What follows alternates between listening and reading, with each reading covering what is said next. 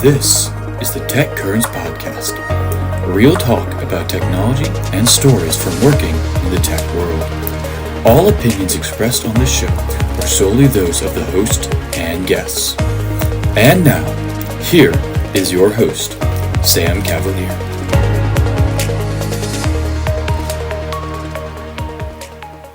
Welcome back, everybody, to the Tech Currents Podcast. I am your host, Sam Cavalier. I am joined once again by my good friend and co-host, Ron Mellinson. Ron, thank you for joining us. Hello, Sam. Always a pleasure. Looking forward to today's episode. Excellent. We are joined once again by our our friend of the program, the ever present on LinkedIn. Amy is always called out on very particular topics. You can expect to find Amy. If she is not on there, she will be called out to come in and weigh in on them. We are joined by Amy Miller. Amy. Good morning, gentlemen. Yes, there's like a bat signal or something that goes up. That is what just happens. tag Yes. Amy. Yes. It's just show up like a bad penny. Yeah, that's right. And I know on one of the postings recently, somebody referred to the Amy Miller's Army. Mm-hmm. The Amy Army. Amy Army. That's the funny part. Like when Army. the trolling begins, I don't even have to do anything. I just kind of sit back and go, well, this is about to get spicy, and I just wait. Everybody, I mean, we had such a great time on the last episode that we had you. We talked about how we had to have you back. So much we have struggled to try to arrange our calendars. We were finally able to do that. And so we are very grateful that we were able to make all of this come together and get you on again, because there's always so much going on. We now actually have a regular segment on the program that we refer to as LinkedIn Lunacy. Oh, I like it. Yeah, LinkedIn Lunacy, because we actually dedicated a whole episode to LinkedIn Lunacy. A couple episodes back, we dedicated the whole thing to LinkedIn Lunacy, because there seems to be no shortage of just craziness. I'm actually starting to ask myself if the people of LinkedIn actually, do they even are they even moderating anymore, or is it just like one big freaking free for all out there now? It's I think it's Lord of the Flies.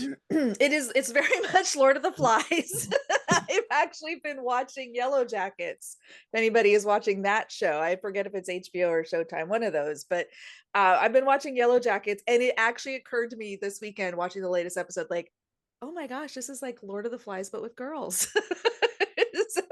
And that's LinkedIn. I also had a nightmare that LinkedIn provided an anonymous feature where you could post and comment anonymously like you can on Facebook now. And that went horribly, as you can imagine. Like, I woke up in a cold sweat just thinking of how badly that would go for society. Oh my God, that would be epically horrible. Imagine. Hey, with the hundreds of people that listen to our podcast, be careful, because there might be one or two of them on the product team. Not the hundreds. hundreds of listeners.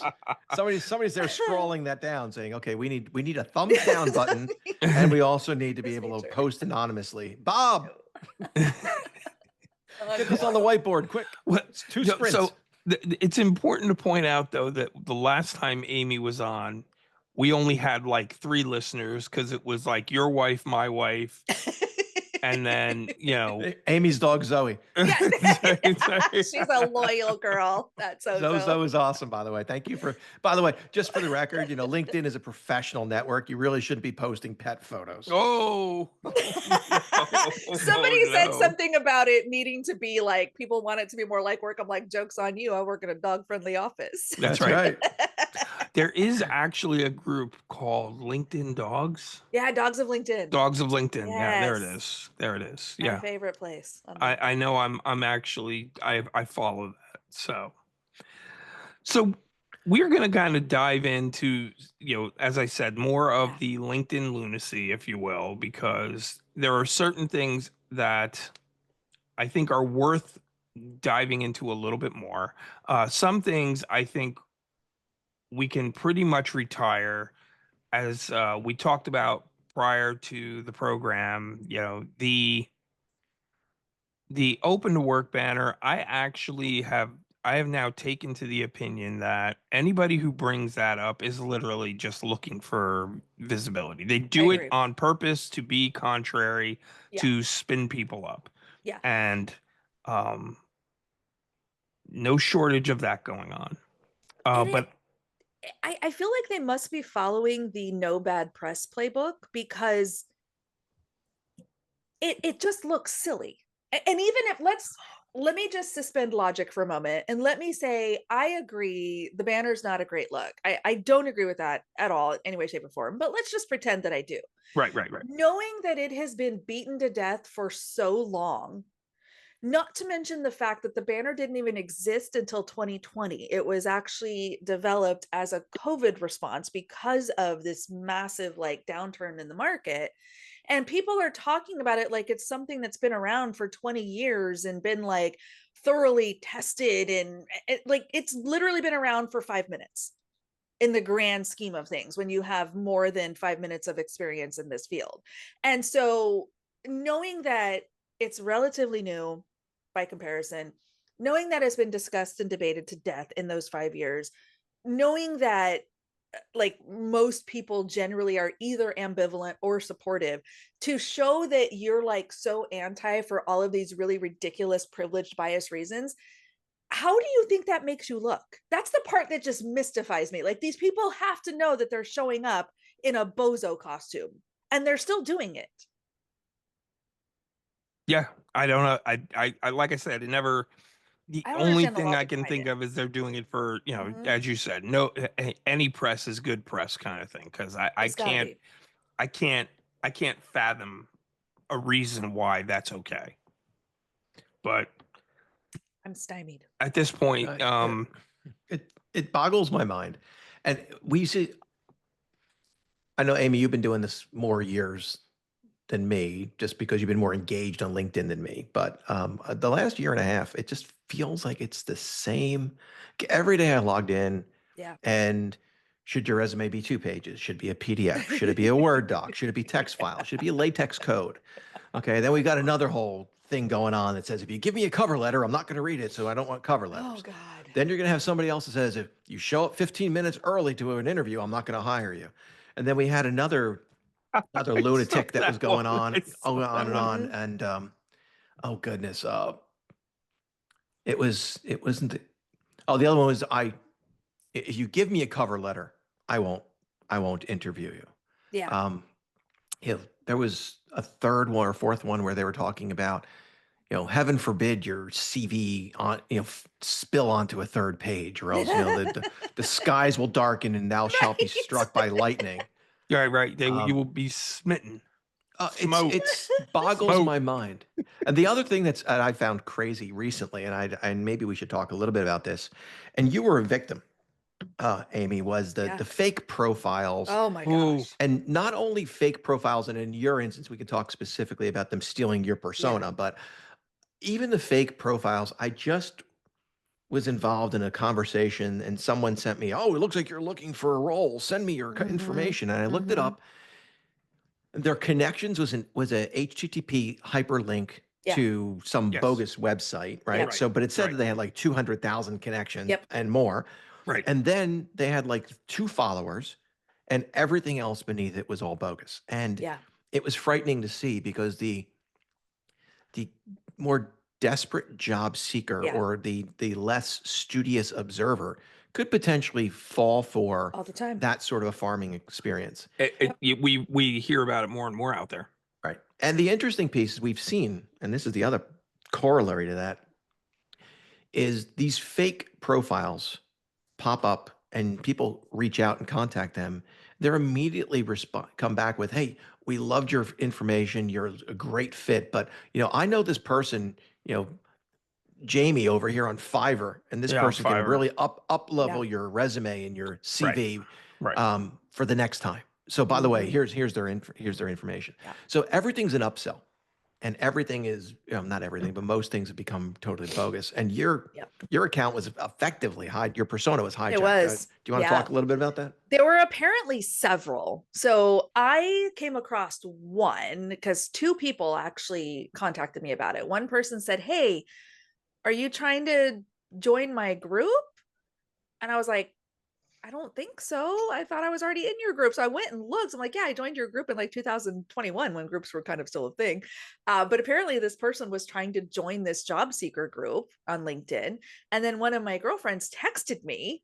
And I was like, "Hey, I know this isn't you." And so then I jump on and I start going through and, mass reporting comments, reporting profiles. I searched my name and title and found a few more. So I'm reporting those. And then I made the post. So that was actually Sunday night. I'm like, okay, you know what? I got 100,000+ followers, whatever I have. Somebody's going to know something. So I kind of put it out as a warning, and then thankfully have some contacts who actually work at LinkedIn. So they immediately were like, we're on it internally as well. So I had a bunch of people that were thankfully reporting the profiles and the comments, and then a couple people on the inside helping to escalate internally. But it's messy. And so I am verified. I have my little verified badge because I have gone through the steps to make sure I'm truly me.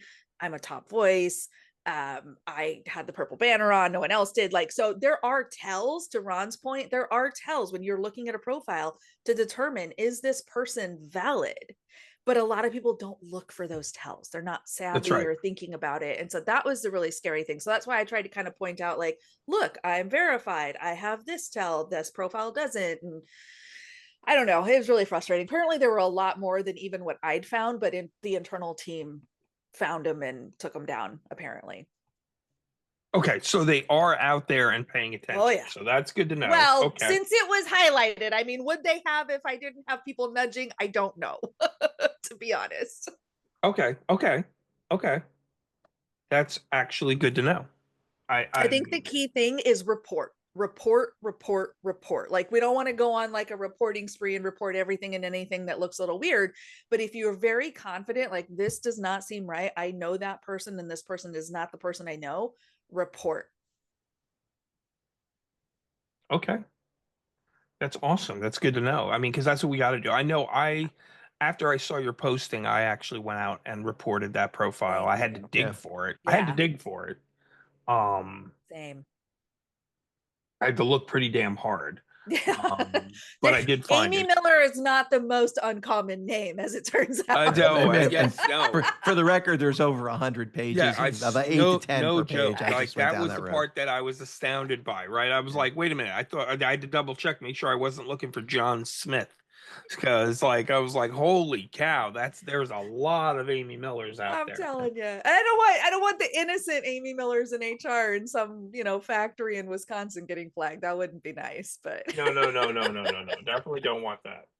But no, there was a surprisingly large amount though. So yes, very, very large. very much so. So And they hijacked your profile picture. And they stole my picture. yeah, that's So I was actually trying to figure out, like, what is the end game on some of those. The only thing I could think of is maybe posting as you in a fake account, trying to get people's information, and then maybe coming back and offering services. Well, and like those were the Amy comments. recommended. Exactly what you were talking about, Ron. All of the comments because you can go to someone's profile and click on comments and see all the comments they've left, right? And so that's what I did. Every single comment was a reply to someone on some random thread somewhere. Hi, it looks like you're looking for a new career. Can I introduce so-and-so, blah, blah, blah, at gmail.com to help with your resume? Every single one. It was a clear copy paste, just repeated. And that's a violation of LinkedIn's own terms of service. right. So Crazy. yeah. It literally is nuts. I don't even know. It's gotten out of control. I've had and we've talked about this on a couple of episodes where I had the recruiter come to me and say, "Hey, send me your resume." I send it. Oh, well, this is not ATS optimized. I got my friend on Fiverr who can do that. And I'm like, no, dude, I just paid for that. That's not happening. And then that was the last time I heard from that recruiter. So, Wow. Yeah. So I mean, buyer beware, profile Very user much so. beware, Yeah. and don't Well, and here's respond. the thing, recruiters, real recruiters do not charge candidates money ever.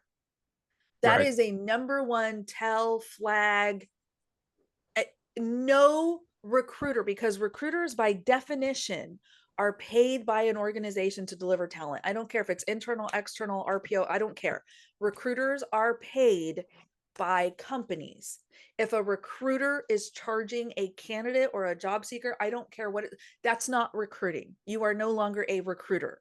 Maybe you're taking your recruiter hat off because you've clocked out at 5 p.m. and now you're doing some resume writing or some coaching after hours. But in that capacity, you're a resume writer or you're a coach. You're not a recruiter.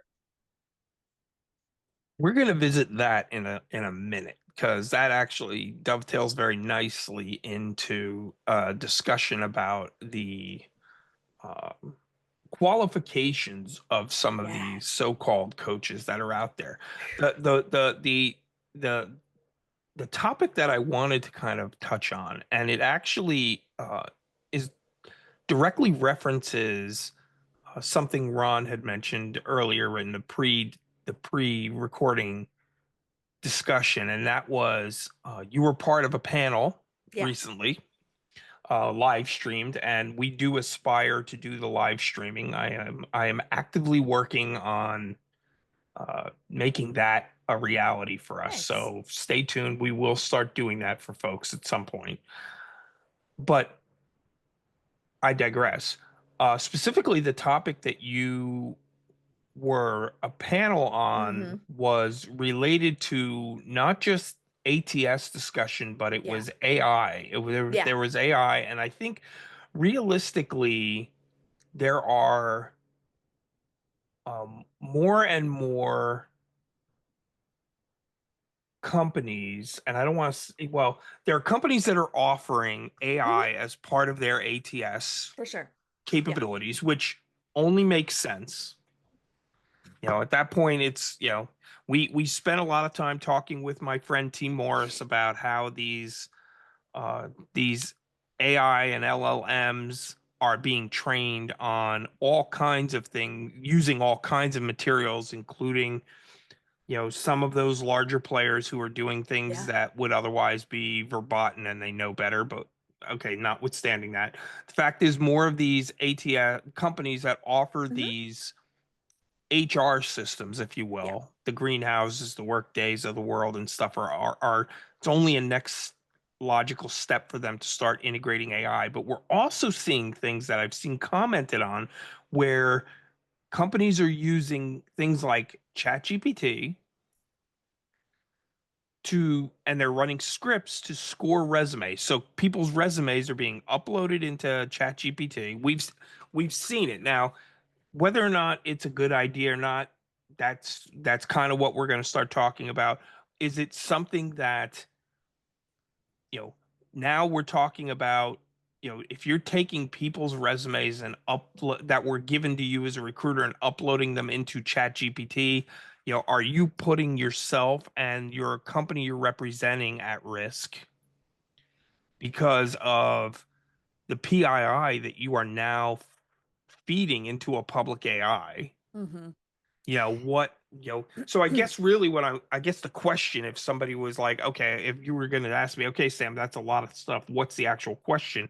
So, talk to us about what we're seeing more around AI and in what's happening in recruiting using AI and what that's all about. I have a lot of thoughts on both of those very intertwined topics.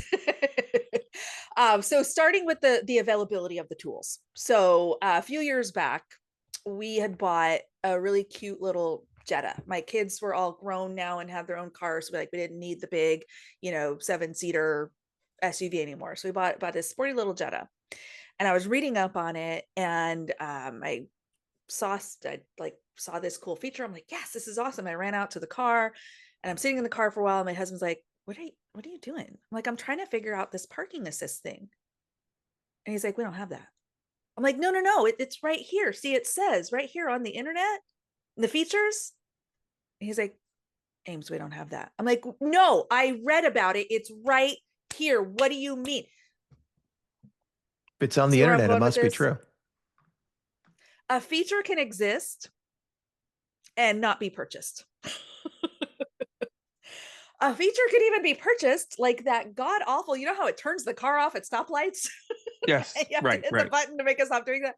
A feature could be purchased and not used. So this is what I would caution people. Do I believe that ATS providers and HR software providers are building these features? Oh, 100%. I believe that that is happening. Do I believe that those features are immediately being implemented? No. Do I believe those features are even being used or trusted by the majority of recruiters? Also, no. So yes, a feature exists. Does that mean I have it? Of course not. Does it mean I would use it even if I did? Also, no. So once again, as I say every day of the week and twice on Sunday, if you want to know what is being used and how it's being used, go talk to the user. Asking ChatGPT, which we're about to get into, is only going to tell you what is potentially available and been fed to it already. It's not going to tell you what is actually happening in that person's seat. And that is my biggest beef with this noise and nonsense on the internet. Like, I really don't care what Super Bowl ad you watched. It is irrelevant to my workflow. You don't get to tell me that just because you saw a marketing slick, that means you know how I do my job and what tools I possess. You don't. So that's number one. Now, as far as ChatGPT reviewing and scoring resumes, I have used ChatGPT a handful of times in my life. I use the web version. I don't log in. I don't have the app. I'm just not into it. I got games to play or grandbaby pictures to look at. Like, it is just not interesting to me, and I don't find it particularly useful or helpful for me. Let me tell you what I also will not do. And you made a very important point, Sam, about PII. We have, okay, so when a resume is uploaded into a career site, the application, whatever, goes into an ATS, that is locked down data. Ron and I work for the same company. He does not have the level of access that I do to that data. Ron has need to know access based on being a hiring manager, having a certain profile in that system, in that tool. This is true at every company I've ever worked for. Hiring managers, support staff, schedulers, whatever, they have a certain level of access that is based on their part of the process. As a recruiter, I have a higher level of access to most things, but there are still going to be caveats with like confidential searches, executive level candidates, HR specific data that I don't need to have permission to view. So all of those things are locked down. Okay. And a resume with all of that contact information, with all of that work history, all of those personal things specific to the person uploading the resume is considered PII. Now, we all saw a post where a company leader, I think he might have been like a director of marketing or something like that, not a recruiter. No, not a recruiter. Correct. This person post bragging, because that's what it was. He was bragging. Yes, it was his hack. Taking PII, uploading it into an unsecure, third-party, barely controlled tool, and having that tool make suggestions. Now, I don't have a problem with the suggestion making. I think that AI is good for parsing information and proposing solutions. The decision that does need to be on the human, though. At the end of it, a human should make the decision on what to do with that information. But the mere fact that this man had the audacity to upload people's information without their permission is absolutely obscene. And did you notice how fast that post came down when I asked him what his lawyer thought? Oh yeah, no, I didn't even pay attention to that. You know, it's funny because, you know, we all work for larger tech firms. The one I work for is not even, you know, like, I mean, there are layoffs larger than the company I work for right now, but that's okay. Listen, we have our place in the tech sphere. Absolutely. That being said, there are an incredible amount of smaller startups uh, across all segments, and they have a tendency when spinning up to work fast and loose. Absolutely. Exactly the phrase that came to my mind. Yeah, they work fast and loose with all kinds of data, Yep. all kinds of policies, all kinds of rules. And it's not until the first time somebody Yep. sues Yep. or they have they have a counsel who is, savvy enough to say, don't do that. Absolutely. Um, that at that point, any of that gets like put It's back under a control. dangerous, dangerous game. And Yeah. it was so, and the fact that he tagged his head of talent, whatever that means. I don't know how big their recruiting team is. Apparently there's at least one guy. But the fact that he tagged the head of talent, and this is also the other interesting point. Did y'all notice this? So I really studied this. I spent a lot of time on this post looking at the Okay. profiles, screenshotting because I knew it was going to go away. And I did a lot of like intensive research into all parties involved and everything that was being said. We Okay. went from a claim that this 12x'd our productivity and saved our head of talent, probably a single recruiter, so much time. Okay, that was the claim. And then we started inspecting and asking questions and what abouts. And then it was, oh, this was just a Friday afternoon, experiment. Which is it, sir? Did you Well, save your recruiter 12 times the amount of time and improved hiring by so much and hired all the right people faster because, or was this a Friday afternoon experience? Because both of those things cannot be true. Well, I think that brings us back to the attention grabbing, Mm-hmm.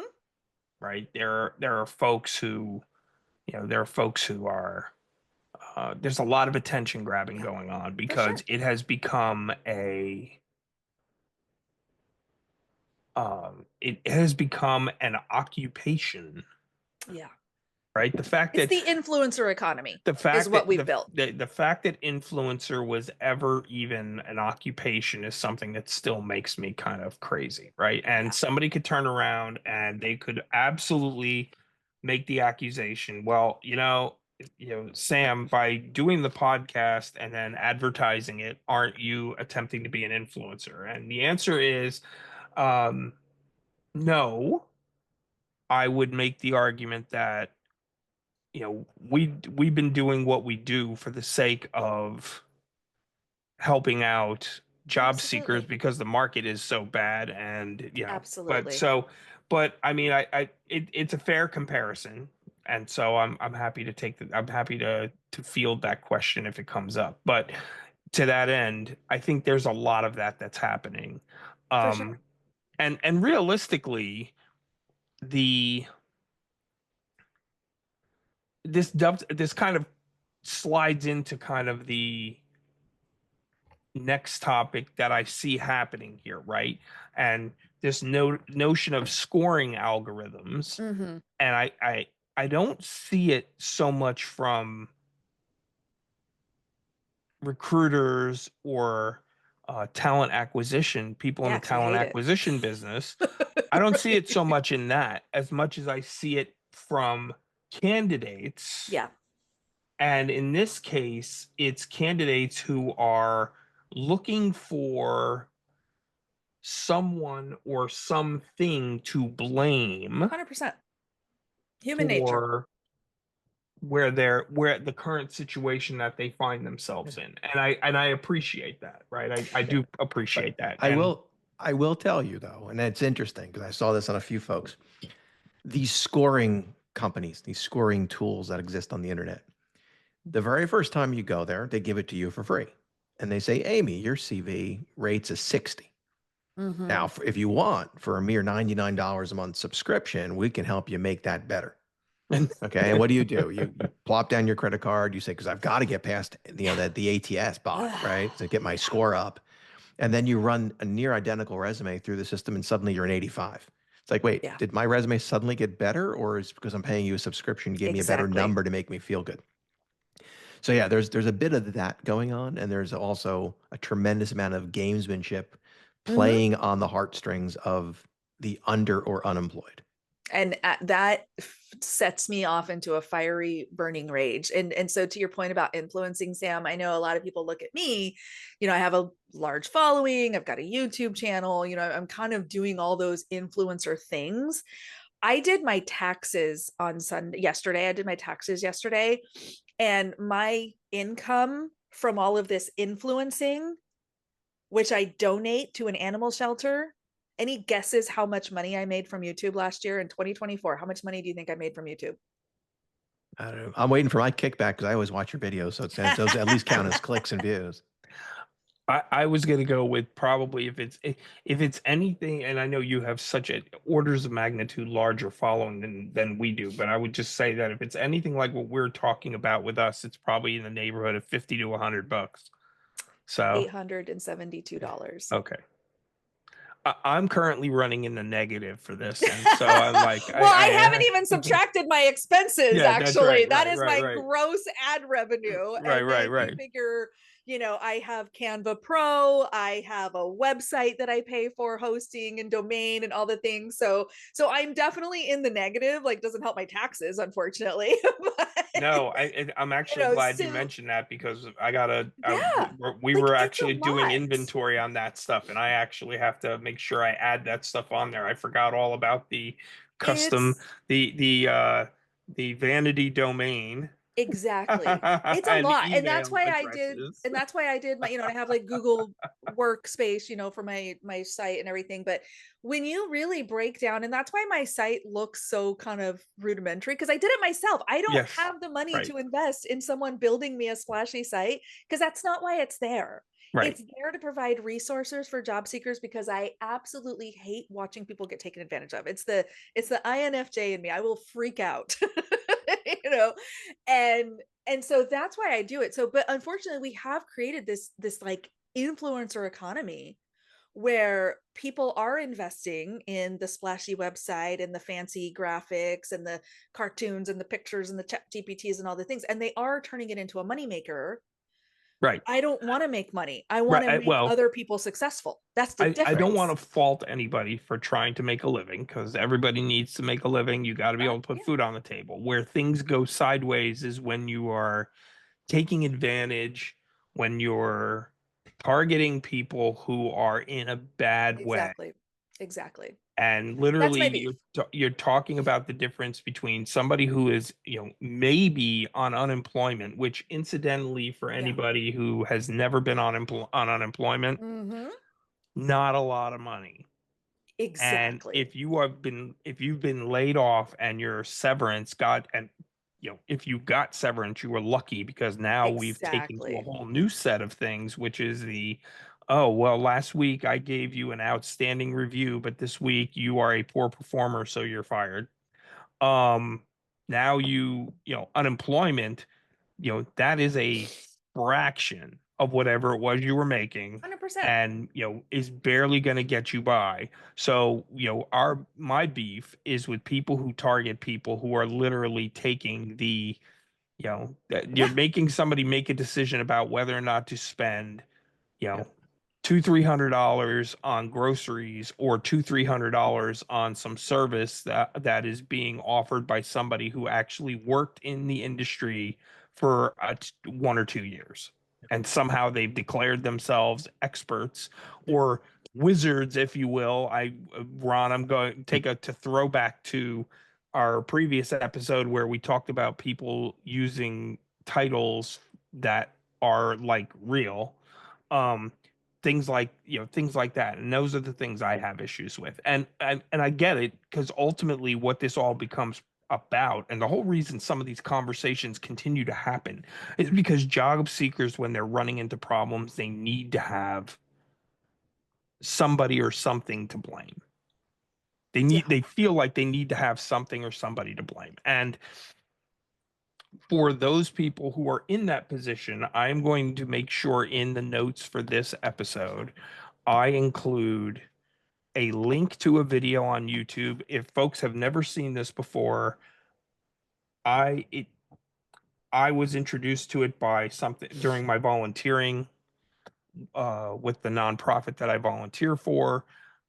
It's a video on blame and what happens, the psychology of blame. It is a short video. It's hilarious, but it's also serious because it helps you understand the psychology of blame. It's from her name is Brene Brown, Yes. and it is an outstanding video. So I will link to it. I encourage everybody to watch it. It is one of the things that has helped change uh, personally, my life has been changed over the last several years because I've been introduced to some of this kind of content, and it's terrific. So I'm going to include that in here, but I do feel like it's great because blame becomes when you're in that position and you just feel frustrated, you Mhm. feel angry, you're creeping into what might be desperation because you feel like you are not making progress. You see what's happening with your bank account and the fact that nothing is coming in, and it has to be somebody or something's fault. Absolutely. Yeah, I mean, it also becomes fuel for bad decisions. Yes. Everything you Yes. just described, Yeah. right? Yeah, And that's correct. and people who are, we'll call them narcissistic psychopaths, because that really kind of Mhm. falls into the definition of what people are doing to take advantage of others who are downtrodden or in a bad place, right? It's the bar to, first of all, is super, super low to call yourself a coach or an expert That's or a anything. fact. Okay. Correct. I I've seen a lot of people posting things recently, which is, either an output of ChatGPT or just a regurgitation of something they read 2 weeks ago. They turned it into a flip book, using Canva, and then suddenly they're the sage soothsayer who understands all this stuff. And you look up their profile, and they're 2 years out of college, and and they've had a job at a Wendy's, but yet they're providing advice to job seekers, and no shade on them for trying to do what they're doing, but don't position yourself as an expert in this space when you've really spent like zero time there. The other thing is this constant farming of people is so disappointing in LinkedIn. It's really, really sad. And you see people post a lot on scams. You see people post a lot about, I was offered a job, but I had to buy equipment, and they wanted me to buy it from this one place, and they were going to reimburse Oh, me. And that's a common one. And yep. God, I wish people would just put that one to bed. The resume writing, the recruiter who's kind enough to send me to a friend who helped me make an ATS compliant resume. Just there's just so many. Amy's smiling on that one because I know that hits home for you. But there's just so much predatory things that are happening in social media right now, and it's really sad because there's a lot of amazing, really good people that are getting taken advantage of due to just a lack of knowledge. They just don't recognize the badness. Yeah, that and Sam, you said something earlier too about like the scoring, right? And having these tools that can check your resume. I did a test. I tried out two very popular scanning sites with my own resume, with the job description that I was hired into with that resume. I never beat 50%. Okay. And that's fine. But I also got dinged for things like not having, I swear to God, not having passion on my resume. That was apparently a very important keyword for this one system. Okay. And I literally had points deducted for not having passion on my resume. I also got credit for uploading my resume as a PDF. I have absolutely never in my life had a PDF resume. I have been Word since 1998. Okay. So that also was fake. There were also some areas that were grayed out that I couldn't access what the details of that was unless I put in my credit card, which I refuse to do because Yeah, again, no. I lose money on my side hobby. Okay. Yeah, right, So I'm not gonna pay for that. right. So that right there was enough for me. And I have screenshots. I made a video and I wrote a blog post about it. I included screenshots so Yeah. y'all can go see for yourself Mhm. exactly what I did and how I did it. But I don't trust those sites as far as I can throw them. That's number one. Number two, this has happened many, many, many, many times in my career. These keyword optimized resumes, right? You know the ones. We take all the important keywords, we ask ChatGPT, what are the critical skills for this job? And we shove those keywords into random places or skills list or whatever. How many times do you think I have presented a resume like that to a hiring manager and a hiring manager rolled their eyes, sent it back to me and said, Amy, I have no idea what this person actually did. This person took a bunch of industry keywords they thought were going to be impressive. They shoved them into the resume with no context. I don't ever want to see this resume again. I will never talk to this person. That has happened repeatedly over the years at many companies. So let's pretend, let's again suspend logic, and let's pretend that there is some magic algorithm you have to get past. Then what? What do you think happens next? Right. Okay, so now let me play devil's advocate for you, Amy. Let's use do it. Sam's organization as an example. He does not have a army of recruiters Sure. who are, let's assume he has a single with a shingle, or Yeah. maybe just a couple folks, and they post, they're going to fire Sam because they probably should, and then now they're going to repost Sam's job, and they get 1,500 resumes in a week. Okay, so as a recruiter who's sitting in that space, Yeah. right?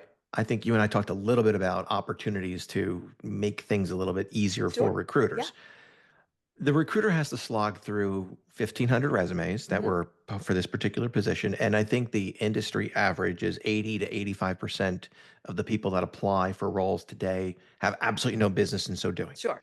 So arguably, you're going to have to go through 1,100 resumes of no's before you whittle that down. So, I mean, that's a pretty heavy lift for a recruiter to go through. I mean, your eyes would start to bleed after a certain amount of time. Let's do some math. There you go. Let's say 1,500 is what we Let's want to say go. 1,500 So resumes 1,500, and at let's say 85%. I take my time and I spend 10 seconds on each resume. So that's 15,000 seconds divided by 60 seconds in a minute. So 250 minutes divided by 60 minutes in an so hour. 3.5 hours. About 4 hours of work. 4 hours. Okay. Now let's go, that number you just threw out there, that 10 seconds per CV. What are you scanning for in those 10 seconds? Yep. Because that's wildly important. Yes, very. So I am looking specifically, I have almost a persona in my mind. I looked at a job description and I said, okay, this person is going to, I always use this structural engineering example. I don't know why. It's the one that always comes to mind for me. It was a very fun role to fill. I actually hired many structural engineers in the early days of my current role. But so I had this structural engineering position, and there are some non-negotiable things. This person absolutely must have done high frequency, low frequency vibration testing. This person absolutely must understand Craig Bampton methodology. And this person absolutely has to have at least, a handful of years of experience in this actual field doing this actual thing, right? Because this is a senior person. So it's like, we arm wrestled 5 years versus 3 years. I won. So I'm looking for experience in this field for at least a handful of years. I'm looking for Craig Bampton, like you understand it, you've called it out somewhere on your resume, not just as a keyword. I'm not looking for Craig Bampton in tiny white font. I'm looking for utilize Craig Bampton to do something with something. And I'm looking for both high frequency, low frequency, again, with the little extra of like, and this is what I did. I did it on, bathroom doors. I did it on a wing. I did it on spacecraft, whatever it might be. Right. So that's what I'm looking for. Now, here's the thing. So Ron, to your point, those 80% or so that aren't a fit, we have people applying from other countries. Okay, well, you got to be a US person too. That's another important bit of that persona I didn't mention, right? So I know that's going to be a non-starter unless they have specifically called out that they're a US person, which I highly recommend on top of your resume. I have interns. Well, gosh, I can pretty quickly surmise if you have 0 work experience and you are graduating at the end of the year that you don't have 5 years of experience. So that's an easy out. This person has absolutely none of those words or experiences anywhere on their resume, and they're actually a program manager. That's an easy out, right? So it's very, very easy to identify the absolute clear no's. And that's the intention of that first screen. So when I sit down and I carve out 4 hours at the end of my workday to go through all 1,500, which I never would because I go through them every day and they don't all hit at once, but we're going to pretend for the sake of math. I'm actually going through looking for 2 things: absolute, no question, clear yeses, absolute no question, clear no's. Yes is immediately go to the hiring manager. Submit to resume review, submit to resume review, submit to resume review. Clear no's, immediate disposition. No, thank you, apply again. No, thank you, apply again. No, thank you, apply again. Okay. That's going to be the bulk of that first screen. Now, if I have a good number of folks who've gone to resume review, I'm probably going to just cut the job, take it off the posting, take down the external posting. I'm going to let those early resume reviews go through, see if I was right, if we got some good, might even make a hire from that. But I'm still going to go through the rest of the maybes. And I might find people that I want to call for more information. I might find people that are maybe a fit for a different position that they didn't apply to or something like that. So that's where a lot of people, I think, do get hung up because they've applied and they haven't heard anything back. And I totally get how frustrating that is. And I'm guilty of doing that myself because those are my really solid maybes. I'm not ready to say no. They're maybe, this is going to sound harsh, they're maybe not the absolute top choice, but they're good. They look good. They might be good for something, if not this. So it's a balancing act that recruiters also have to figure out. How do we communicate the right outcomes, the right, like, hey, you're good enough to be on the bench, as bad as that sounds. Right. It's a really tough balancing act, but yes, it is entirely possible to do it. And I think my record, I went through like 200 and almost 300. It was like somewhere around 287 or something like that, some really ridiculous number. I went through in like a 2-hour sitting. And I had to go through them twice because I was clicking the button for future activity. And then the page got refreshed and my button clicks went away. So I didn't know what to do and I had to go do it again. So that sucked. I could have done it in an hour otherwise. But I went through a big old list because I had a recruiter at the time who didn't believe that they would find a good applicant. I found 10 people in that list that immediately went to the hiring manager. They liked 5 of them. They interviewed 4 of them and we hired 1 of them. So like there is so much value there, and in like just sitting down and taking the time to do that quick screen. And I wish more recruiters would do it. And I also wish more job seekers understood. We are looking through the lens of, does this person potentially solve the problem described in this job posting? That's it. I think in general, we've gotten to become a culture where folks are looking for the hack, Yeah. both on the recruiter side, because when we talk about the example of using ChatGPT to screen resumes, Yeah. I actually believe, and the post got taken down, but I don't almost believe that it was referred to as a hack. Yeah. Yeah. I'll check my screenshots later. Yeah, I think it might have been referred to as a hack, but I'm sure then it was. the job seekers are doing the same thing, right? Job seekers have been told that the way to, here it comes again, hack the ATS is to, as you said, hide these keywords in small white fonts on their resume, when the reality is, and we keep trying to drive this point home, we talk about using talking about results. The additional, what you're adding to that recommendation is the keywords are important, not just as a skill or whatever, but that there's results associated with them. It's not just about the keyword, it's about the context. What did you do and what was the result of what you did? That is going to be what matters. That's going to be what gets you. That's the difference between disposition and at least making it to the maybes. So, and here's another example of this, right? Like, who would you rather hire? Who would you rather interview? We're not even at the hiring stage yet. Who would you rather interview? You have someone who says, I'm highly proficient and an expert in Excel. Okay, so that's one person. Excel, got it. You're good at Excel. Then you have the person who says, I run a weekly Excel report with with pivot tables and macros, and I pull terabytes of data for an audience of 50 VPs. Right. Who's more interesting to you if you need somebody who's really good at Excel? Right.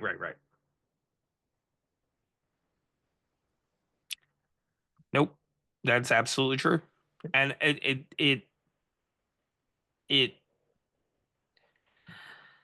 coincides with the regular advice that has been given on, this program. And I think it's important for folks to see Yeah. that we generally acknowledge that there are a lot of experts out there. You couldn't Um, see that Sam was doing air quotes for those of you not watching on Yeah. video today. Experts, yes, I know. That is Experts. definitely something that's coming though, because I did get asked about that. So starting with our last episode, we are going to start putting these up on YouTube because we do Nice. actually have a YouTube channel. I just have not done anything with it yet. So now that I've said that, I digress. There are a lot of experts out there. Folks do not know who to get their advice from. Right. And that's, I think, the reason why we see some of the things that get posted publicly on LinkedIn. And I think that's fair and reasonable. Yeah. I admittedly fall into the same category as them when I started my job seeking journey, last July. So I get it. Yeah. If you're listening to the program, then that means that you've decided that we're worth listening to and we're providing advice that is worthwhile. Thank you for that. And as I said, if you do not like the podcast and you want to give a bad review, remember my name is Joe Rogan.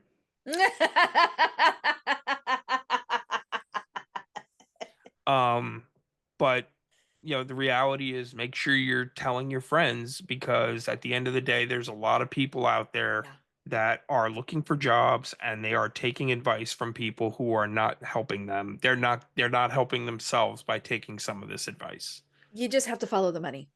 Honestly, I mean, and again, Ron made an excellent point. I think you both have at different stages of the conversation about, people need to make a living. And I get that. And there are definitely people who do make a living as a coach, as a writer, as, whatever. And I don't have a problem with that as long as it's done ethically. And it's one of the reasons that I have a list on my website, because I don't have the bandwidth or the experience or the expertise to be a career coach.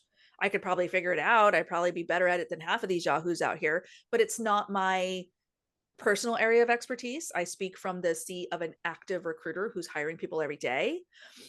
But there are, unfortunately, as has been mentioned many times, a very low bar to entry. No one is policing this. There are no governing boards. There is no required education. There are no certificates that have any meaning. I mean, you can go buy a certificate. That's easy. Take a test. Anybody could be a certified resume writer. So it's very much trial and error. But if you follow the money and you look at it through the lens of like, who benefits if I take this advice? Who benefits if I purchase this deal? There's value. We apply value to things that cost us. That's exactly right. And so my advice gets ignored or universally like dismissed or panned or it gets me yelled at because it's free. That's right. So if it was valuable, I'd be sticking a, price on it, right? I don't need to. That could fix your tax problem. Right? You could fix my tax problem. But I am fortunately, I'm very lucky. You're actually, that is an excellent point, because I know we've all fallen into the position of saying, listen, you get what you pay for, and if this is free, then it's probably not particularly good advice. Okay, that's a valid and fair argument. Understand that there are people, though, that genuinely are altruistic. Yeah. Genuinely. And if you aren't sure, then here's what I would say. Take the extra time to look at somebody's profile. For example, if you were to pull up my profile and you hear me keep saying that we are offering free advice, and it's good advice, and yes, it's free. Yeah. Why would we offer it for free? Why would I offer it for free if it wasn't, if it was good? Why wouldn't I charge somebody for it? Really, really simple. If you look at my history, you will find I have a history of volunteering for the better of my neighbors. Yep. You know, I fought fire for 10 years. Yep. I served on a board of education, did not get any, I definitely was not getting paid for that. You know, I volunteered for nonprofits time and time again. You know, I make a decent living. I don't need to do this for that. Exactly. At this point, I'm doing it because I see people I know and I respect getting taken advantage of, and that is Absolutely. unacceptable to me. I'm with you on that. I could be quiet. I could go sit in my little corner and never talk to anybody ever again outside of my job and be just fine. It doesn't impact my paycheck. It doesn't impact my home life. It has absolutely zero bearing on anything. But there is also a selfish component, because if I'm able to educate people on how to apply smarter, interview more effectively, negotiate offers faster, I guess who's making offers and getting people hired quicker and more efficiently? So it is like, I am giving you the cheat codes of how I want you to show up if you're ever interviewing with me. I have people use my offer negotiation tips on me all the time, and I love it. And the people who tell me, hey, Amy, I binged watched your videos before I interviewed, have the highest performances in those interviews. The people who tell me, hey, I watched your video on how to negotiate, here's what I want. It's almost always a quick and easy and painless process that everybody's happy with at the end. Like, I put this information out there, one, to help, because like you say, I might hate watching people get taken advantage of, but two, to help myself. That's right. I'll admit it. There is a selfish angle here. No, it's totally worth it. And you can't tell folk, I mean, listen, we can't force people to listen to this stuff. Absolutely. And so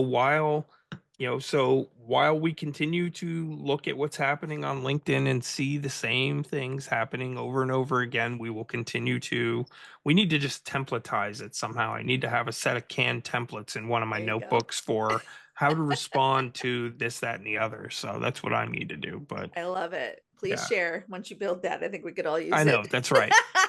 That's right. Well, we're coming up on time.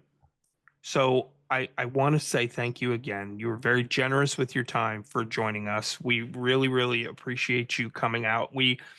I think we need, if possible, and you're agreeable, we want to make this a regular thing. So, I love it. Certainly, you like us more than once a quarter. So we will try to figure out a schedule Absolutely. that's workable for all of us. Yeah. Because certainly we do this in the morning on the West Coast, and that's fine. But Ron's out east, and it's already lunchtime where he's at. So, we'll find a way to make that happen. So thank you so much for being generous with your time and sharing your Absolutely. insights.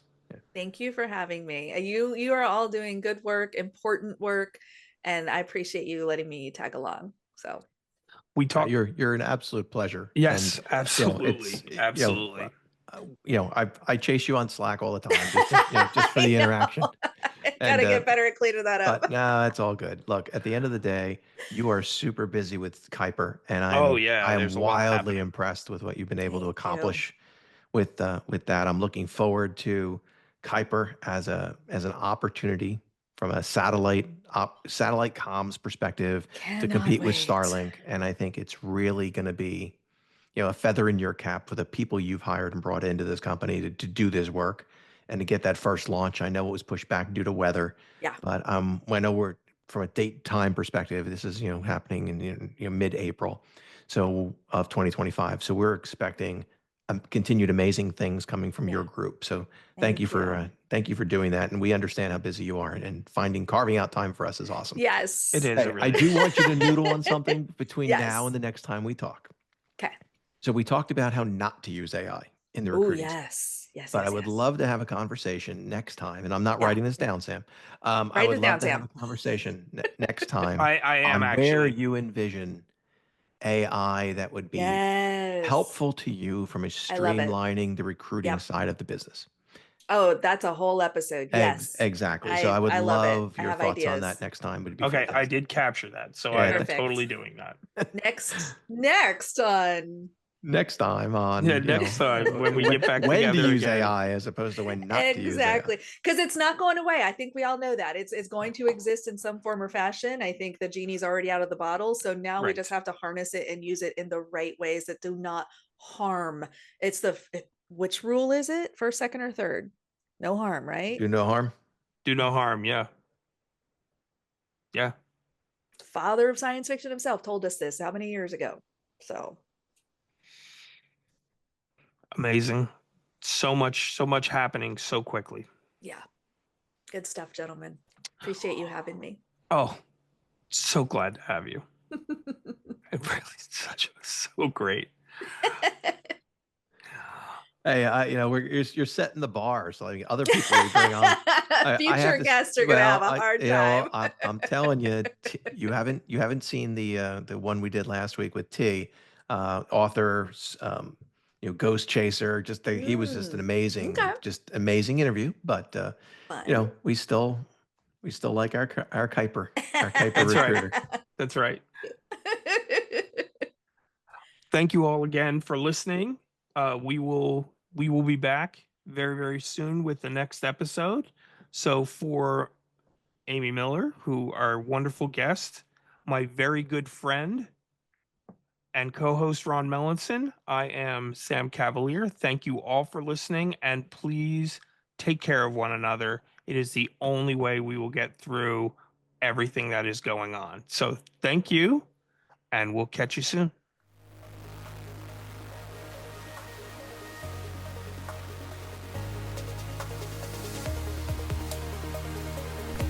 Thank you for listening to the Tech Currents Podcast.